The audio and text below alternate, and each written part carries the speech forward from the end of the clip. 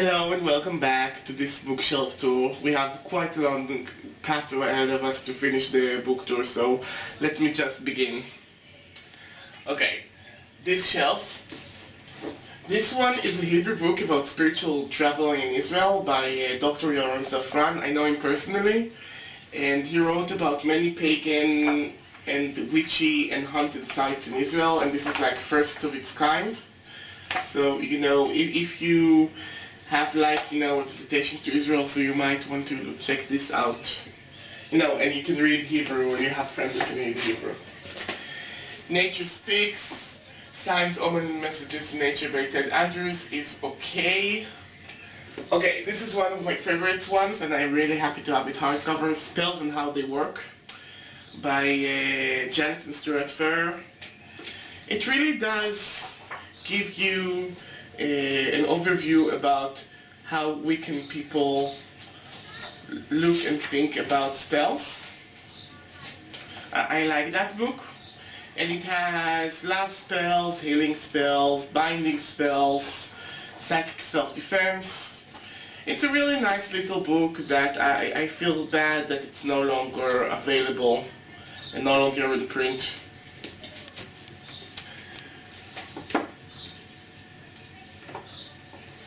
Utterly Wicked by Dorothy Morrison.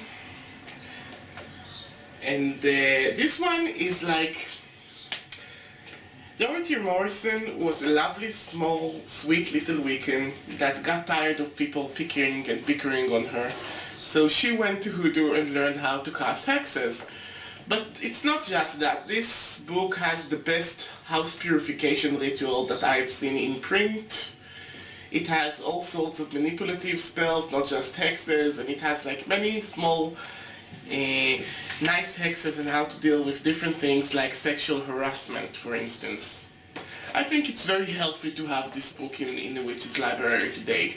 I think this one deserves a better overview. I think this one I will give it its own video. A Witch Alone by Marianne Green, I haven't read that one. Hecate's Liminal Rites by Sorita de Este, study of the rituals, magic and symbols of the torch-bearing goddess of the crossroads. Sorita de Este really took Hecate and published several books on her. This is one of them. I read this and I haven't seen something so new here. But this is a good basic Hecate book.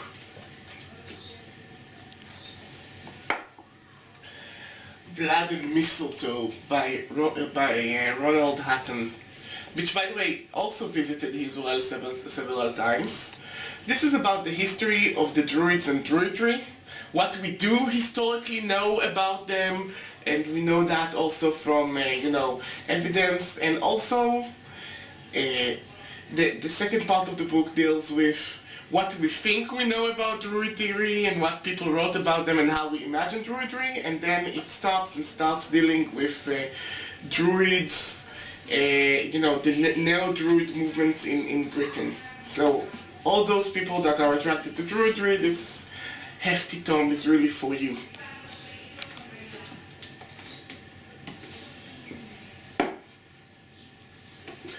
The Witchcraft Source Book by Brian P. Levack. This is an expensive academic book, which I used in several dissertations and assignments. It has witchcraft texts from all over the history of Europe. It has the Witch of Endor from the Bible, the sorcery trial in the 2nd century BC, that it's like Rome, cursed tablets against Roman charioteers, Apelleus, the Bar of Witches, and it has several parts, and it gives you the text and it gives like academic analysis of that text. So, it's a very invaluable tool of studying the historical kind of witchcraft, or how witchcraft was perceived historically. So I like this one. I'm really happy I'm having this one. Progressive Witchcraft by the Ferrers. I haven't read this one yet, but it's like, it's mostly about, coven work. So it wasn't so useful for me. Okay. Sacred Possessions, Voodoo, Santeria, Obeah, and the Caribbeans. This is actually another academic book. And it has articles academic quotation articles. The one that I liked was women possessed eroticism and exoticism as representation of a woman as a zombie in in the cinema. And I'm going to see where my Undan is, the artistry of Haitian voodoo flag maker. Anyway, those are articles. It's an anthology of articles about the subject of voodoo Santeria behind the Caribbean. Also a very academic source book.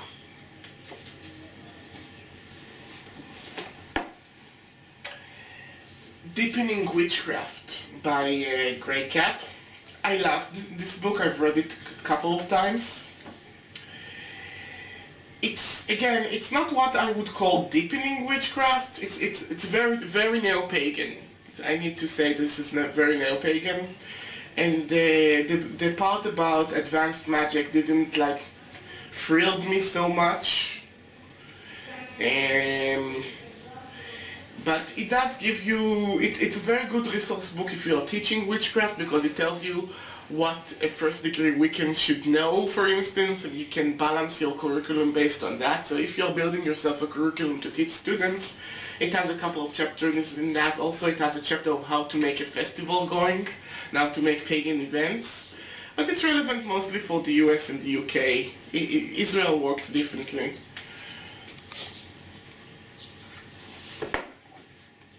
Zuni Fetishes by Frank Hamilton Cushing. I like fetishes. I like magical fetishes, and this is like, the original text about the Zuni fetishes. I have a giant collection of the Zuni fetishes.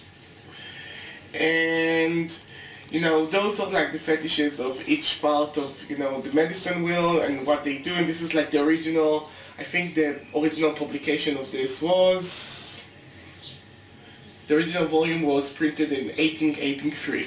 It's like it held fascination for people since 1883, so it's interesting. The Resurrection of the Meadow by Robin Artison. I actually did a review about this. I like this. This is basically traditional witchcraft spellbook. It's very interesting. I think this is very good for all those Celtic, Gaelic, Druidry sorcerers to go and find some. It's a heirloom book basically, and I can't ignore the beautiful prints in it. It has recipes for voodoo dolls, like British style voodoo dolls, and how to pick verbena and use it in magical usages.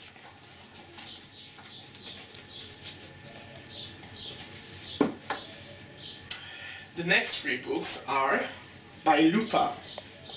Fang and Fur, Blood and Bone, a primal guide for animal magic.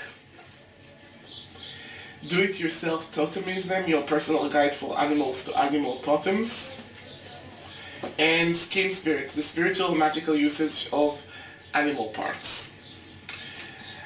I haven't read them fully through, but those are books that are very easy to skim through and like read a chapter that is like reasonable for you.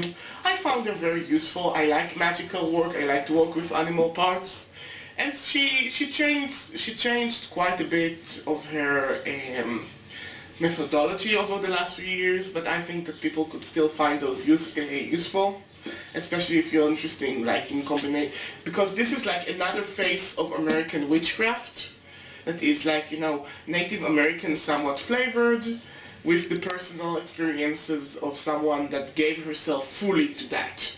So it's very useful.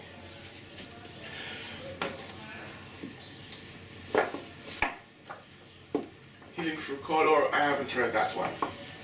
Celtic Mythology, Celtic Myth and Legends. I bought this is another Harper book. I've read some of it. It's illustrated. The English here is a bit old, but it's very nice. Okay. Astrology Herbal, I didn't read it. Powwow or the Long Lost Friend, collection of mysterious and invaluable arts and remedies. I think this actually, it's a spell book from the Pennsylvania Dutch and the Hexmeisters. It has all sorts of like medicinals, against swelling, and you know, all sorts of spells. I think that hoodoo very much relies on a lot of stuff that comes from this book. The Satanic Witch by Anton Chandor LaVey. If one is feeling connected to Anton Chandor LaVey and Satanism, this has a good information about this, of how to be charismatic and use your charisma in witchcraft. 16 mythological stories of Ifa. As a voodoo practitioner, I have a lot of those folklore books around. But if I would have one, if I would have like only one, this would be the one, because I love the way those stories are being rendered, and some of the stories here are very, very important. So I feel very much connected to this specific book.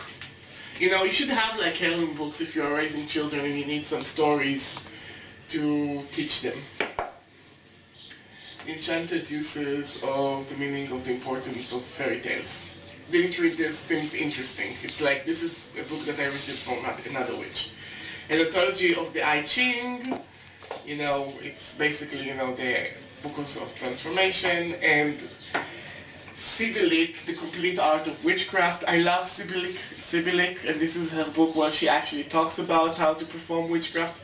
Her books today are somewhat old-fashioned, but you know, I like having this around. It's not like, it wouldn't tell you anything that is new, but I like the energy of Sibylik around, so I'm keeping it. And the rest of those I either haven't read or not so useful for me, like the Saint Germain on alchemy, and you know, I don't practice astrology so much, so this is the end of this shelf.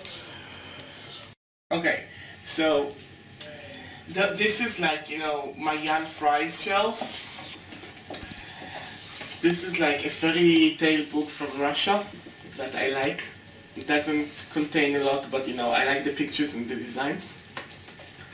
I have the Encyclopedia of Witches and Witchcraft by Rosemary Ellen Guiley, that I didn't find so useful actually. And you know, one of the older versions of History of Witchcraft, Sorcerers, Heretics and Pagans, which is very problematic academic-wise.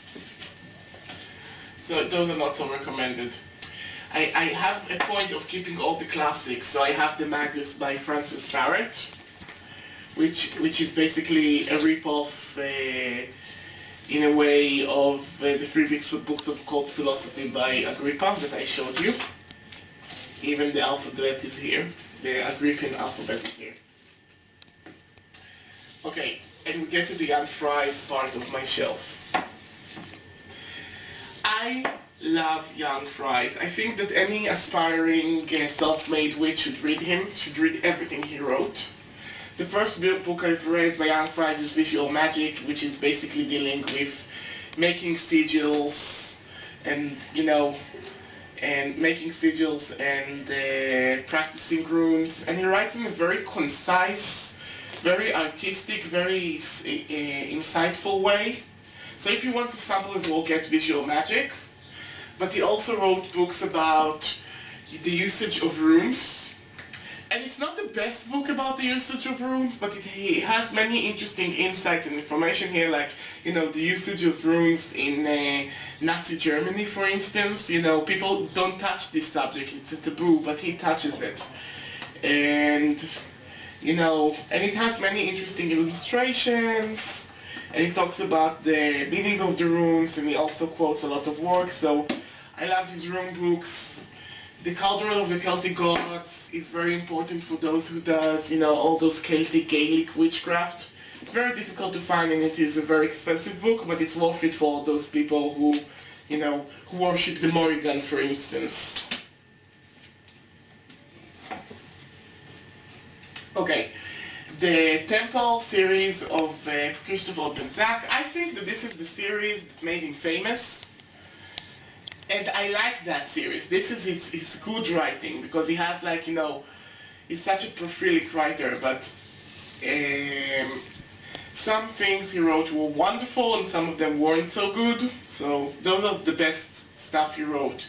The Inner Temple of Witchcraft does with the prep that you do before you get to actual, you know, before you go and, you know, start casting spells. It gives you like the basic of the information of what is, you know, witchcraft, the history of it, like, you know, meditation, basic material to work with magically. The Outer Circle of Witchcraft does with the circle casting, calling the corners, you know, starting working with correspondences. And those two are basically the basic of Western witchcraft. Afterwards, the Water is Temple of Shamanic Witchcraft, you know, dealing with more like, you know, with astral projections and out-of-body experiences and, you know, and like plant medicine and stuff like that. And the Temple of High Witchcraft is basically starting dealing with Kabbalah. So it's like taking you from neo-paganism to Golden Dawn through other things. The Healing Craft, Healing Practices of Witches and Pagans, by the Ferrers. I think this is a very good introductory book for those who wishes to use their magic for healing. I think this needs to be like in the must-reading list. Godly Zeal and Righteous Rage, The Witch in Early Modern Europe, didn't read this one. Whisper of Stone by Tess Dawson, Modern Canaanite Religion. Tess Dawson, I know her personally, we talk on Facebook every once in a while. She wrote this book and I started reading it, but it became tedious to me somewhat. She took the academic materials of Canaanite and the cult of Ugarit and tried to make them feasible for practitioners today, but it's not necessarily my flavor of how to do this. But she does talk about, you know, it has a chapter on magic and it talks about the ingredients that were available to magicians and sorcerers back then, and you know, it's nice to speculate how their magic looked like. Even though, you know, we have some translations today of magical texts. Seedways by Jan Fries, this is about ecstatic magic. This is about using ecstasy for magic. So if you are in trance walking magic, Living Midnight is also about, you know, Taoism and magic, which is, you know, he's basically introducing Taoism and Taoist magic to the West, which is also very interesting.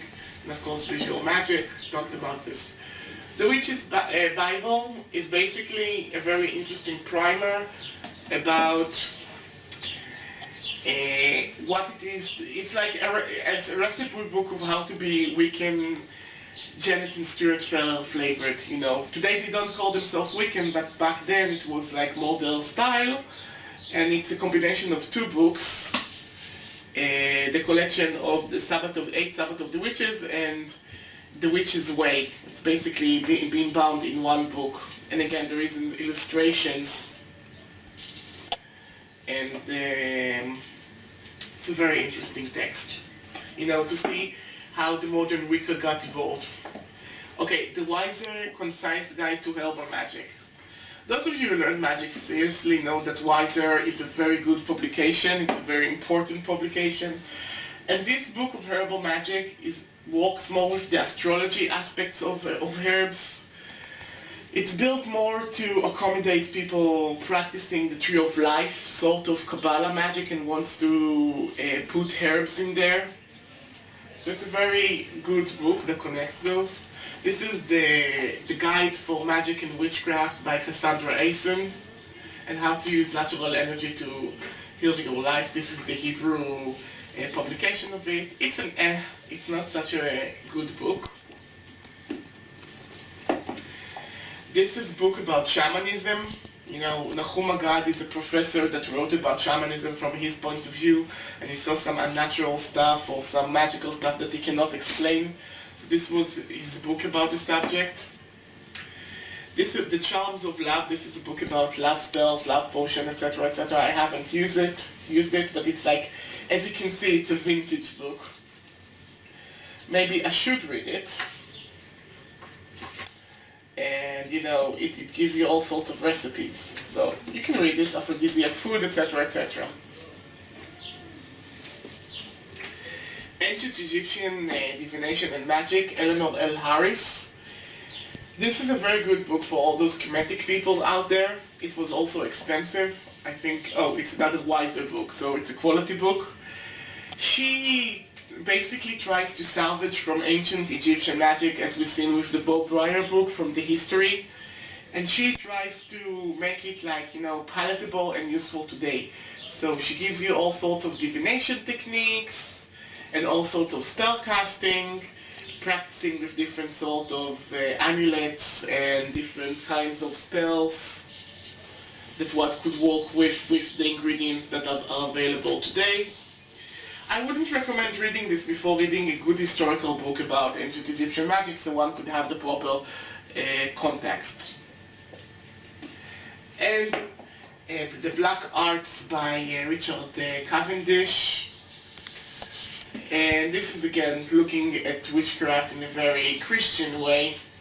I haven't found much use to that, but it's another book that is novel to have. It's novelty. So we got to this shelf, which is another one of my more useful shelves. Okay, it starts with another Zuni fetish books. It's the new, it shows you like all the core pictures of the Zuni fetishes, and you can actually take the Zuni fetishes and compare them to the pictures. They look precisely the same. The same creator made the same fetish again and again and again in different forms and different stones. So, you know, I like to read about them. It says, also has a lot about the usage of Zuni fetishes in magic. Like white bear is very useful for healing, and you know, but the panther, you know, the mountain lion gives you the power to lead and stuff like that. They have many interesting powers.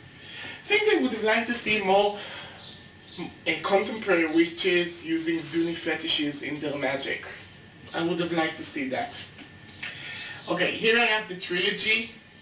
I have more than just the trilogy. I have like, you know, the trilogy plus one of Franz Bardon. He has a very interesting story. He was a ritual magician that was born in Opava, which is basically in the Czech-German border, and he was put to a concentration camp in the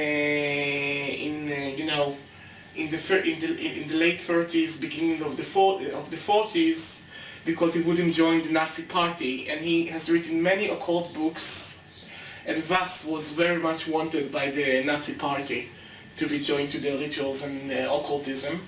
He died in that concentration camp. So there is a book about initiation into the Hermetics, the practice of magical evocation. Magical evocations is summoning spirits, and the key to the true Kabbalah. Those three books gives the practitioners years of practice before actually getting into the magical system that he wants. And there is a question and answer book that he has published that is very interesting all of its own. Another book by Sarita de Exter, Hecate Key to the Crossroads. This is a devotional anthology to Hecate that has like recipes and foods and incense in the end, and also like personal stories and spells in there. So it's a very good one. A vintage Doreen Valiente book, Natural Magic, about natural magic. This was the first Doreen Valiente book that I have ever gotten. It's not such a good book, but one could like take little pearls from it. There's a reason why it wasn't reprinted, simply because better authors wrote better stuff about magic than she did. But she was a part of the history, and it's very interesting to see where she was mentally when this book was written and published. And it's interesting when it was first published. Wait. It was first published in 1975. And she still has like notions of Atlantis, the lost continent, and she still believes in the Mauryan style of the witch cult in Europe when this book was written. So it's interesting.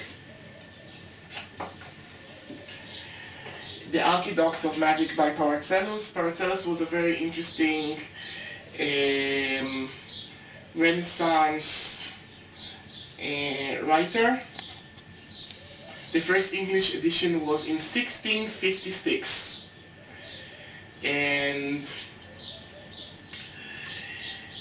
So basically he wrote about you know, how he sees the basic of the world of magic, and you know, under the earth do wander half men, which profels all temporal things which they want or delighted with. They are vulgarity called nomai, or habitants of the mountain, etc., etc., etc. Another view of the ancients on magic. Okay, and here I have, like, you know, small Botanica style books. The first one that I have, though, is a very controversial one, the Necromantic Ritual book by Leila Wendell.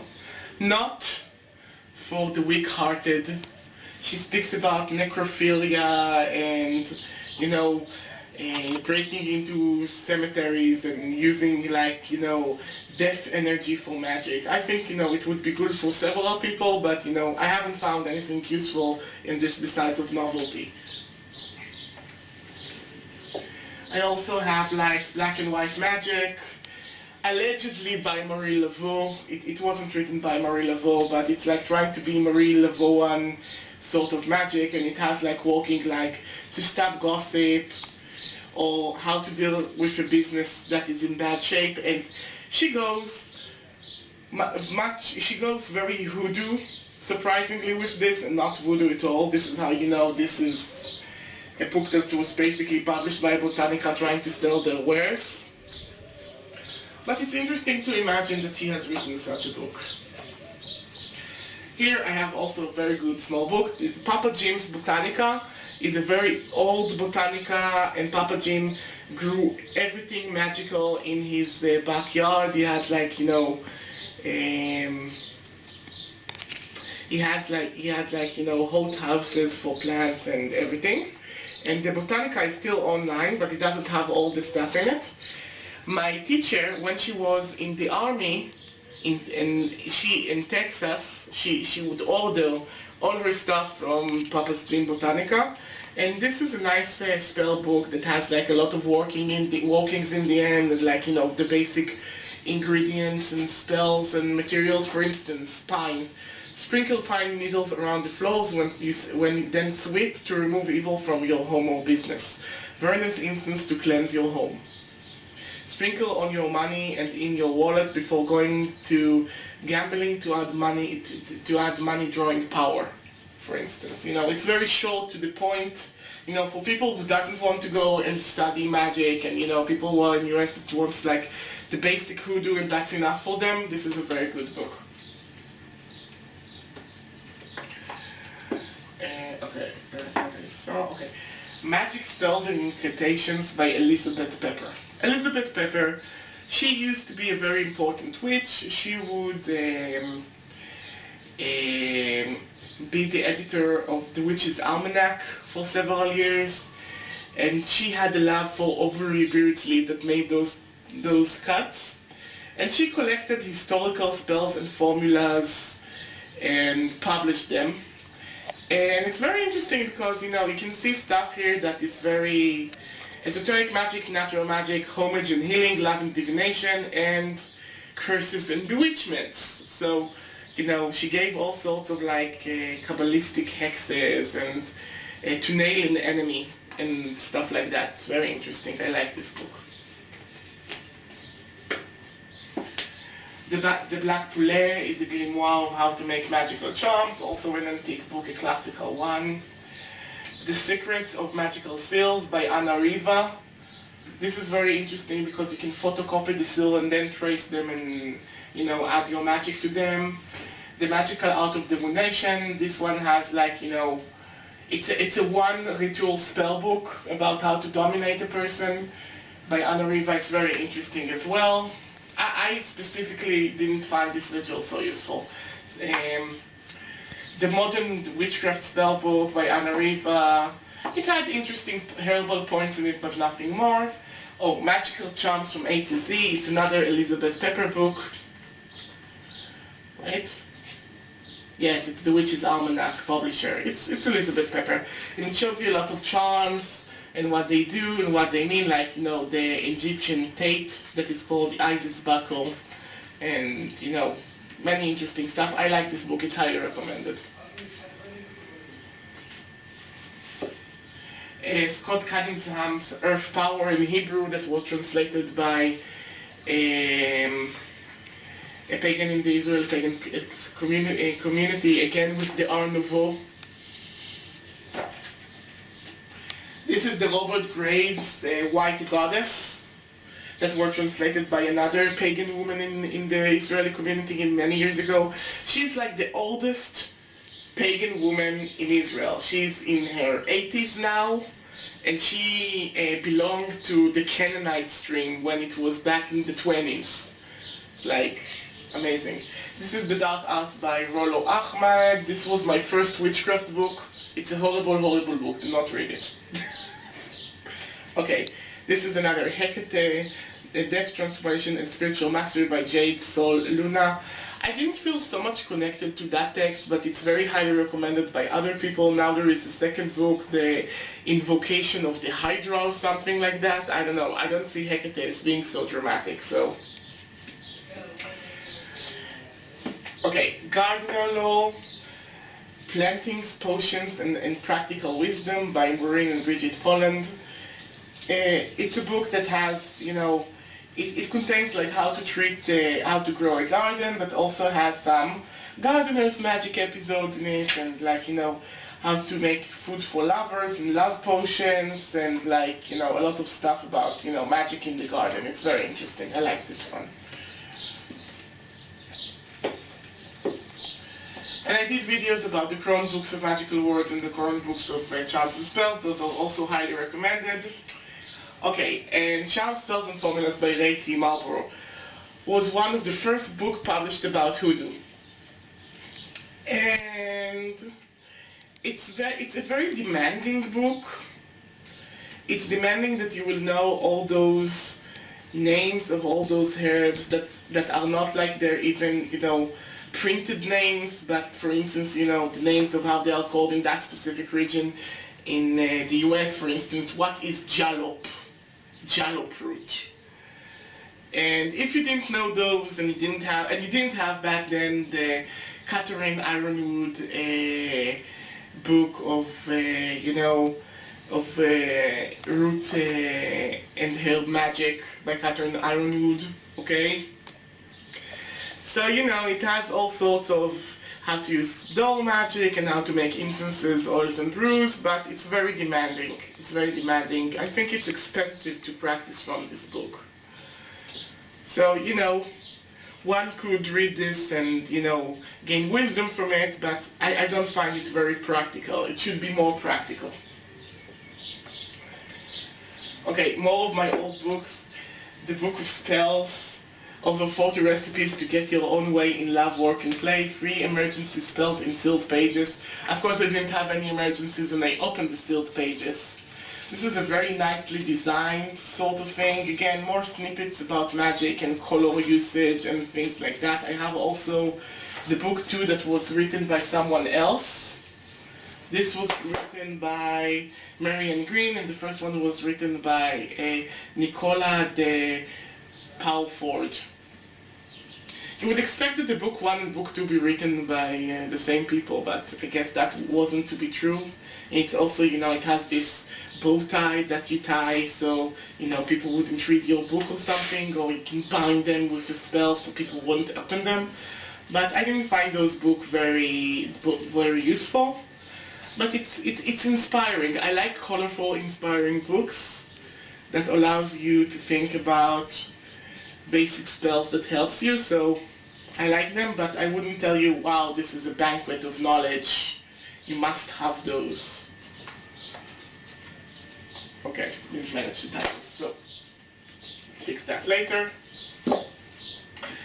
Okay, the Love Charms, again by Elizabeth Pepper. And this one has a ritual called the Summoning that summons love from the universe that worked for me 38 times in a row. So if you want to summon yourself a lover from the universe, invest in this tiny pamphletic book. Parapsychology. Okay, The Good Spellbook, Love Charms, Magical Cures, and Other Practical Sorcery. This claims to be a gypsy book, but I don't think it's a gypsy book. But back then it was like one of the only spell books. And again, it's very nicely designed. It has its own sort of things. And also, the interesting part about this is it has like, you know, how to deal with pets, like healing spells for cats and dogs, and how to put a protection spell on them and stuff. To heal a cat wound. To heal a cat wound after it has been in the fights, the Romanists recommend that you first light a blue candle. Place your cat on your lap and let the cat find its own comfortable place to lie. Soothe it with loving strokes until it purrs and appears to be relaxed and comfortable enough to stay put for 5 or 10 minutes. Close your eyes and pray for a spirit vet to walk through your hands. After a few minutes, you should feel heat emanating from your palms. You may then feel your hands being guided to various parts of the cat's body. Direct them to where they are drawn. Imagine the color of the rainbow, red, orange, yellow, green, blue, purple, streaming into your cat. Finish by thanking the spirit vet who used your hands and channel healing energy. Then say, "Kitten scrap, scrabble, scrap," before giving your cat a kiss to seal the spell. Cute. Etheric Anatomy by The Three Selves of the Astral Travel by Victor Anderson. And Victor Anderson is a big person in fairy witchcraft. It's very interesting. It's a short book about how to get astral projection and how to align all the selves, which is a big thing in like fairy witchcraft and in I think reclaiming as well, because those two traditions basically came together through the witch camps. They seek to get to the black heart of innocence and get to the point where, you know, we are all aligned with ourselves and with the forces of nature, which they should be, but the way to do it is kind of weird. So, you know, it's also a book that was highly recommended. Garden Spells. This is the first book that I got from Amazon. I don't think it's longer in print, by Claire Nahamad. And it has beautiful illustrations,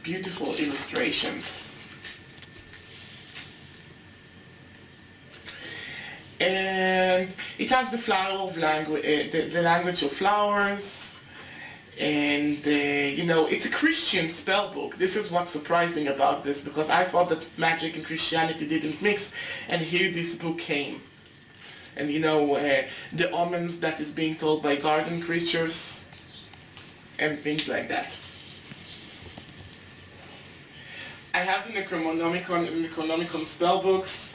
I think that those books are like, you know, today they are like, you know, an old classic, and I know actual people that practice the Necronomical magic in South America. There is an entire coven that basically summons spirits from Simon's Necronomicon.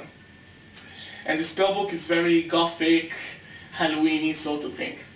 Emergency Magic by Judica Illes. I always recommend everything she has written. And Magical Aromatherapy by Scott Cunningham. I actually like this book. It tells you about the magical usage of all sorts of like herbs, like neroli.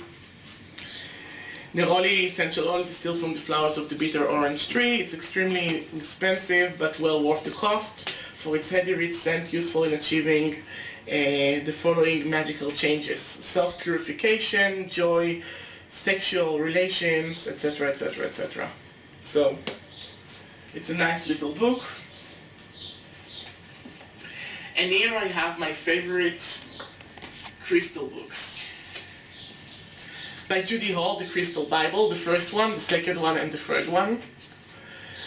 By far, the third one is the most esoteric. It has like crystals I have never heard about before. But the first and the second one covers all the bases and then some. She gives you a lot of information about the healing usages of crystals and how they are being placed and how they are being gridded, and you know, there is color pictures of the crystals, like moonstone, and there is a lot of texts about each and every crystal and what it does. I find it way more useful than anything that Melody has written with her Earth power. Love is in the Earth. Love is in the Earth. She's more useful than Melody, and she actually treats crystal healing in a professional way. She makes you want to be a crystal healer. It's such a good book that this is what I want to be. So those are very good for you. And I have some, okay, and this is the last one for this shelf. I got this in the university. This was printed in South America.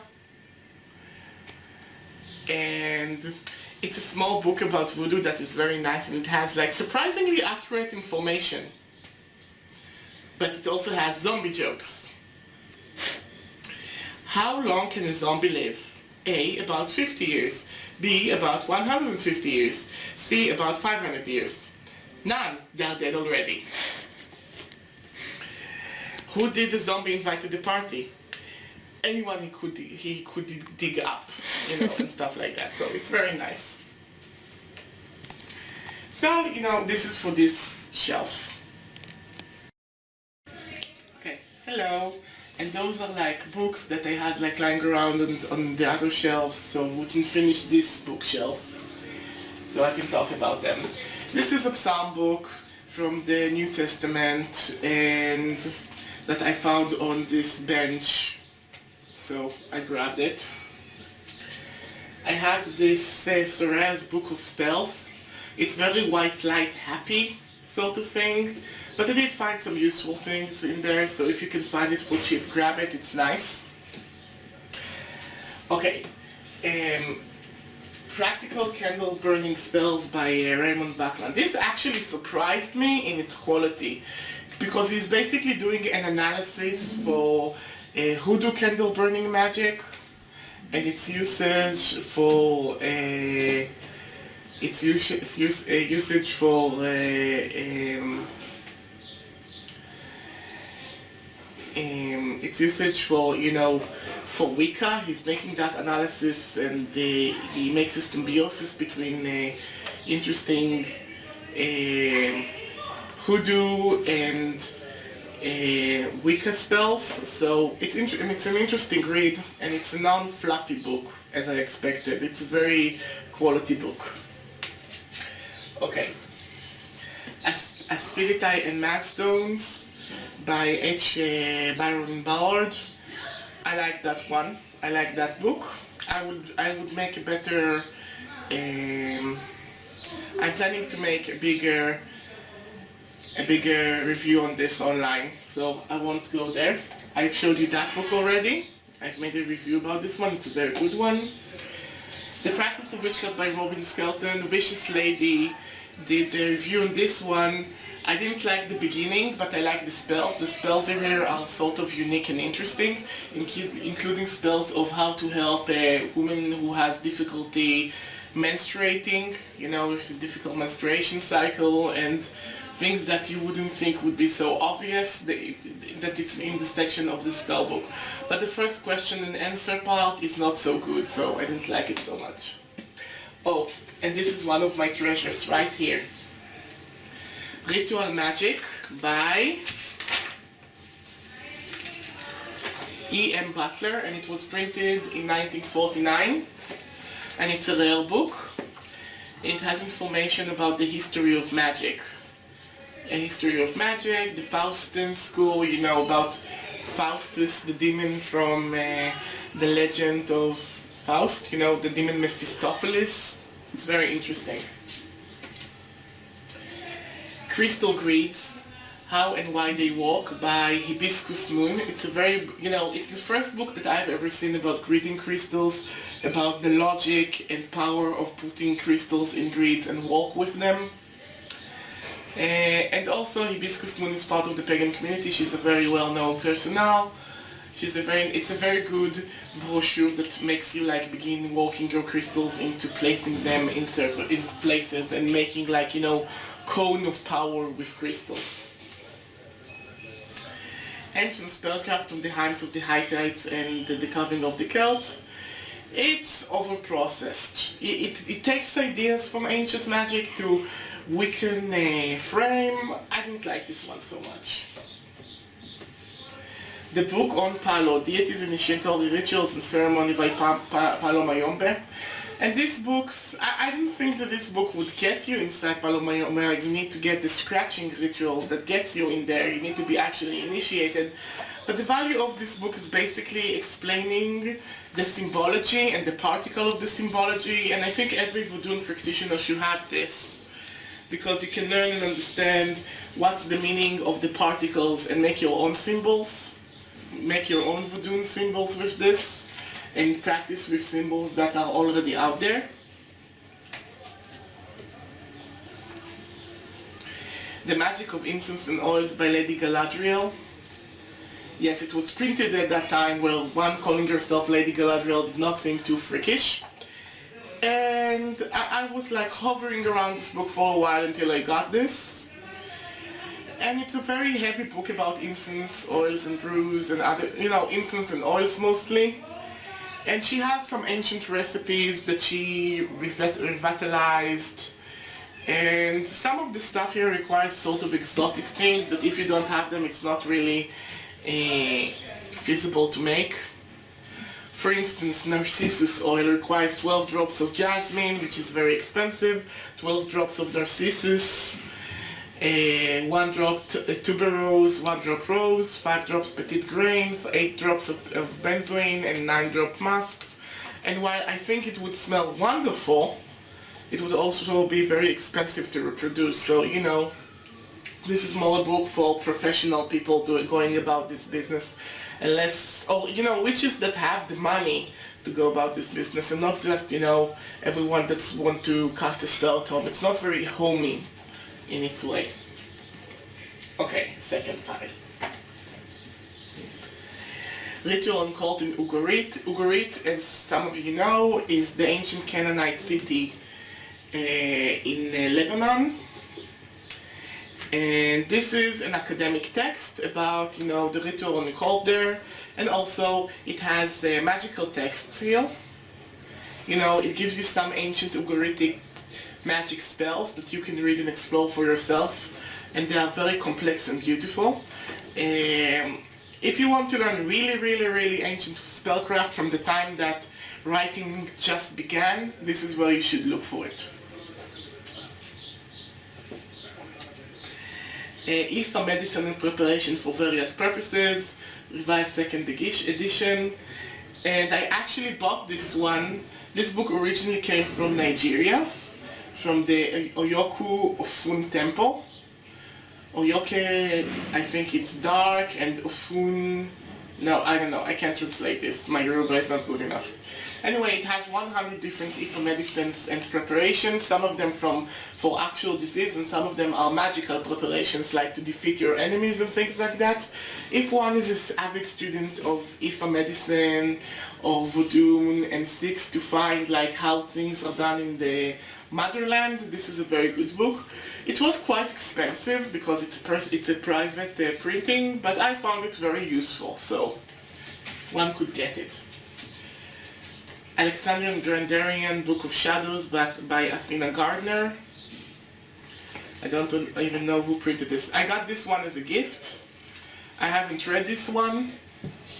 I haven't read this one, but looks interesting enough. I bet this is an abbreviated version, because the Alexandrians and the Gregorians would not give the names of the deities in those printed versions, so it's an interesting source book. The Forge of Tubal Cain by Anne Finning. Didn't read this one, but it's about traditional witchcraft. It's in like my reading list. Tales of Witchcraft and Sorcery. I got this one in a used bookshop. It's interesting. It's the American version of another book that I have that is called Tales of Witchcraft. And it's like short stories and collections of folklore about witchcraft and sorcery. It's a very nice thing to have in your library. Walking the Route, The Conjure Walk with Route 1. I already did a book review on this, so you can look for it. Also a very good book. Dilogun Tales of the Natural World How the Moon Fooled the Sun and other Santeria stories. Well, those stories are not Santeria. Those stories are voodoo stories that Santeria took through Lukumi by Ochani Lele. So, you know, it's another collection of stories that I like and keep for love purposes.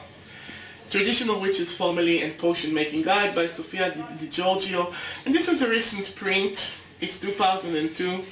And you know, I find a lot of the same in here. You know, hot food powder, all sorts of recipes that are already either online or in other books. So it was a bit of a disappointment for me.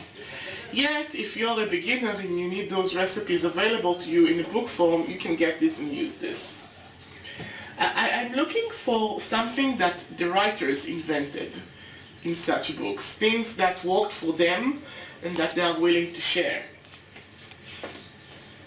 Grimoire of the Fawn-Blooded Witch, I already did this one, I showed this one, so I'm not going to talk about this. This is also a very good book. It's a development of neo-paganism into something more traditional. I like this one.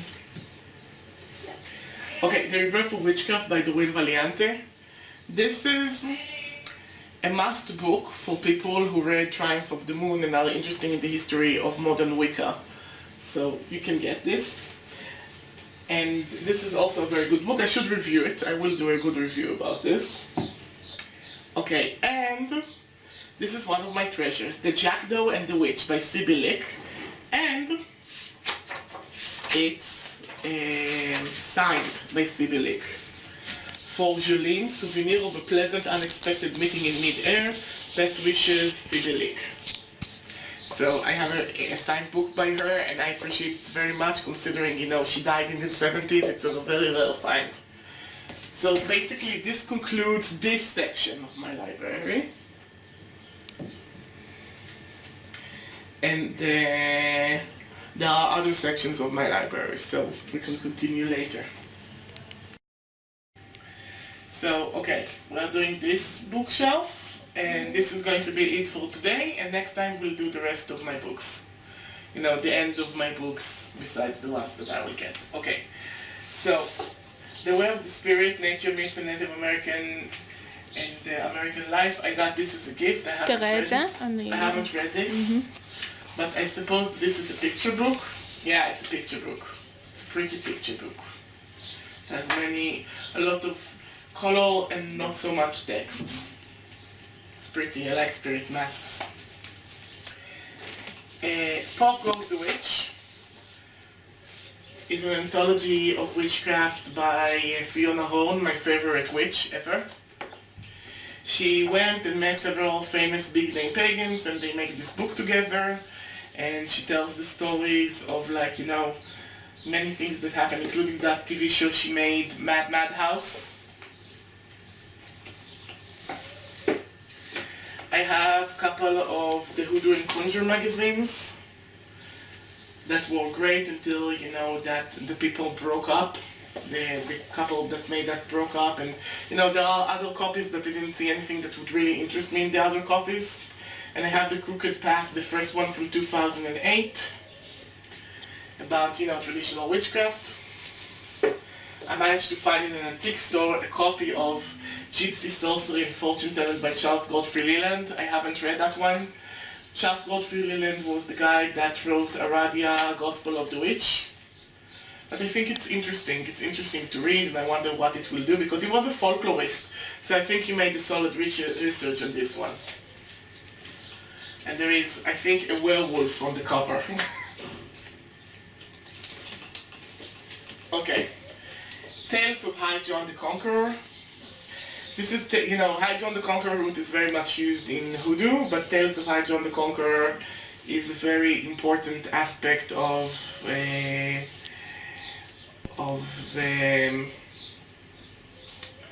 folklore and magic, and, you know, and I wanted the tales, I wanted the stories, so I can understand more the cultural aspect of this character that is so being predominant in Voodoo. So I got this book, and it's a very good book. I like this one. It's a very good tale book. It's stories.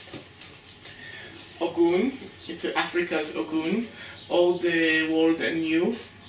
This is a view about the god of metallurgy, civilization and blood in African culture. It's very academic as well, and has many translations and picture in it about, how things are practiced. It's very good. Yuval Harari, Ancient Jewish Magic. I'm not so big with Kabbalistic things, but ancient Jewish magic is very interesting because it would be very close to ancient pagan magic. And to see how monotheism influenced that sort of magic is very interesting.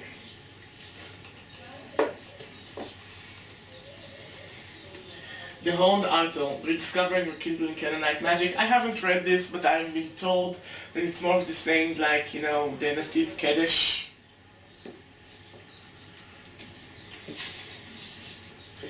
Okay, the Voodoo Spellbook by Denise Alvarado. She's a very important conjure woman from the US. It's very well written. It has like all sorts of oils and waters and powders and recipes and history of hoodoo. It's a champion one. One should definitely read this one. Give this one a read. I have Grimoire Vivernum, which is another grimoire. I have a Babylonian witchcraft literature case studies by Tzvi Abosh. Tzvi Abosh is one of the most famous Mesopotamian witchcraft studying person, and he actually is an Israeli. And all of his publications are in English, and he's like studying the witchcraft texts of ancient Mesopotamia, and I find this extremely interesting to know, when writing became predominant, witchcraft magic became predominant, and like how people deal with witchcraft in their day-to-day lives, and like, as the philosophic concepts of magic with early writings, it's very interesting. Scottish herb and fairy lore, also very interesting. It doesn't look like a small book, but I feel this is a snippet from the vast amount of information out there. So I would treat this as an introduction. It also has like herbs and what their magical powers are. I use the knowledge here to gather some ash wood for all magical needs. Wicca 404 Advanced Goddess Theology. I haven't read this one, I heard it was very good. The Study of Witchcraft is basically a guidebook that helps you build your own curriculum about the study of witchcraft by Deborah Lipp. It's nice. Voodoo Dolls in Magic and Ritual by Denise Alvarado, and the Voodoo Dolls Spellbook by Denise Alvarado.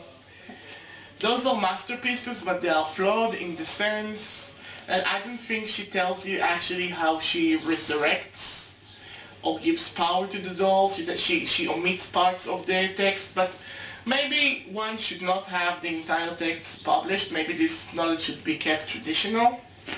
But I love them because they show you other cultural aspects and examples of how to use dolls in magic.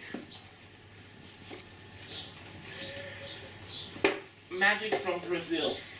This is another sampler of magic from a specific world. It's very much, they practice Orisha magic also. You see Nana Baruku and Osanin and other, other spirits. And the use of botanicals and foods for the gods and music of the spheres, and it's very interesting. I got this one when I got other stuff and I needed to fill up an order, so it didn't disappoint me. I thought it would disappoint me much more than it did, and it didn't. It taught me some new stuff, and it had interesting passages on Pumbagira if you are inclined to that direction. Oshun, the manly woman. And this is one of the most important books that I have read about Orisha Oshun from Nigeria. It's very well written, it's very well made, and it has her stories and rituals and sacrifices and her taboos. It's very interesting, it's very well written.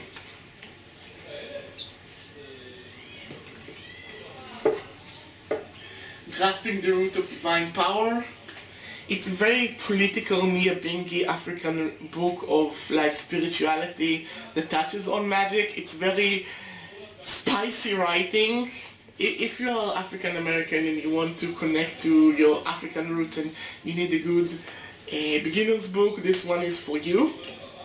I found it a little bit more too political for my taste, but it's not like over the board, completely over the board. Also, a guide to search 7 African powers by Denis Alvarado, and Eshu the Divine Trickster, Master Magician by Denis Alvarado. Both of them are basically books that deals with you know, this one with Papa Legba and this one with the 7 African powers. And like when you want to begin working with those deities, those books are very good for that. I have Sefer Yetzirah, Book of Creation, another grimoire, and those are basically Orisha books. This is the one of Obatala, this is one for Oshun, this is one for Aganju, and I have all of them including Ochosi. And those books basically tells you like their worship, their stories, their herbs, like each one that has its own thing, and I have all the rainbow of the books that got published. I really wish there were more, because there are way more than just 7 African powers out there, and there are bigger and lesser Orishas out there that should be commented on and, you know, practiced and read upon. You know, it's very nice to read about Oshun, but I would like a book for Adishaluga, and I would like a book on Bayani and other spirits that are a bit more obscure, not to mention Logun Ede and the rest of them. I have the Santa Muerte book.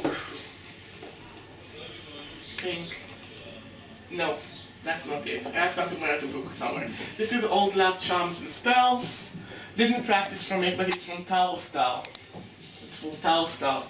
And Tao style, he or she, I don't remember what gender they were very big on the subject.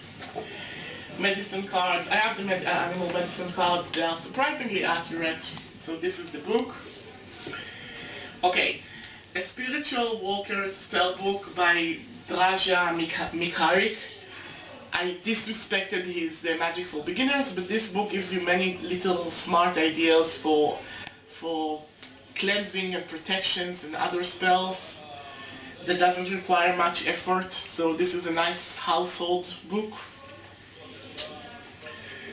It gives you, for instance, it talks about, for instance, about the magical qualities of iron. So they mentioned that one woman, like, you know, took one of her hairpins and put some iron nail in there, and she wears that hairpin for protection. That's, you know, it's very basic, very nice. It's very much written in Hoodoo style. Okay, Ceremonial Magic by Israel Legardier. I haven't read this one. Magical Astrology by Alexander. I really should read this one, but I haven't yet. Healing Yourself with Magical Oils, A to Z. Grapefruit, Great Seed, you know, it actually is a dictionary of magical oils and their usage. It's a companion book for magical aromatherapy I talked about before.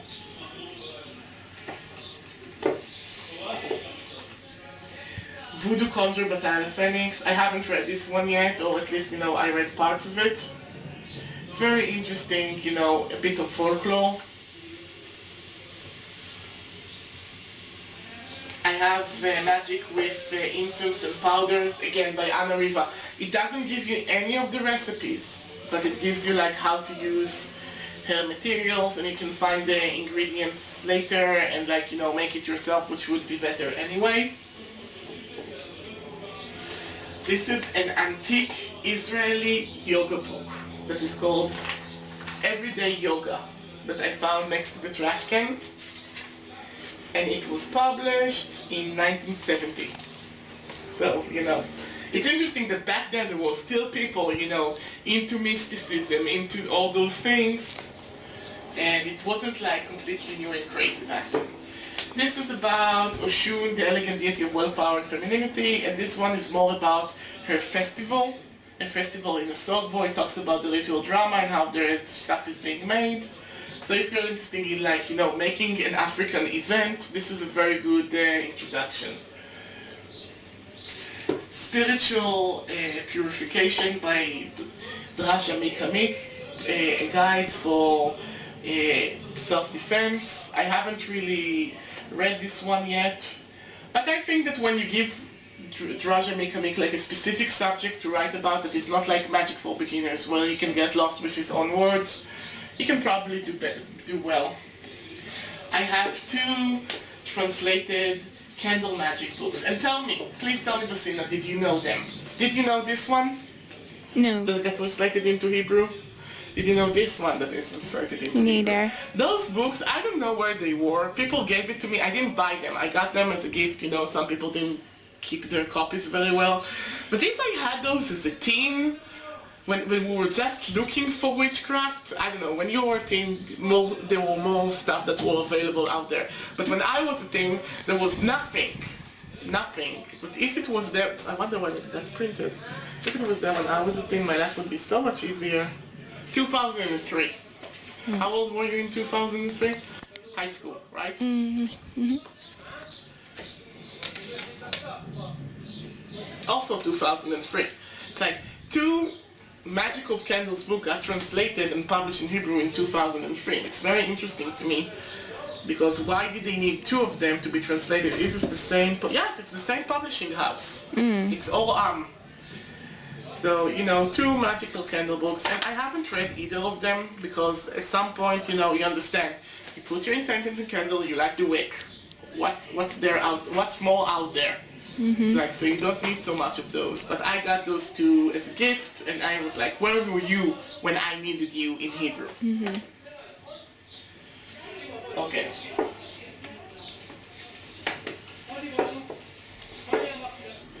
The Witch and Wizard Training Guide. I saw this and I got this because it looks so cute. Also has some runes and some stuff. Again, it's a samplery of all the magical arts, all the important stuff that the author thought there were. A book about pendulums. I never really did pendulums so well. I never felt comfortable with them. The Encyclopedia of Magical Ingredient, a Weekend Guide for Spellcasting by Lexa Roseanne. It's interesting because you get materials here that you don't expect, like the color red, which is, you know, normal, but also like, you know, condiments like mustard and ketchup and pasta is a magical ingredient, and it broadens your spectrum of spellcasting. It's interesting. This one I've gotten from Britain, and it's hand printed and hand bound by the author. It's the cauldron, it's like magical food recipes.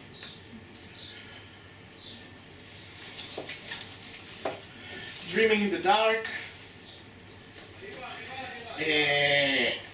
Magic, Sex and Politics, hardcover. It's like a Star Wars version, very interesting.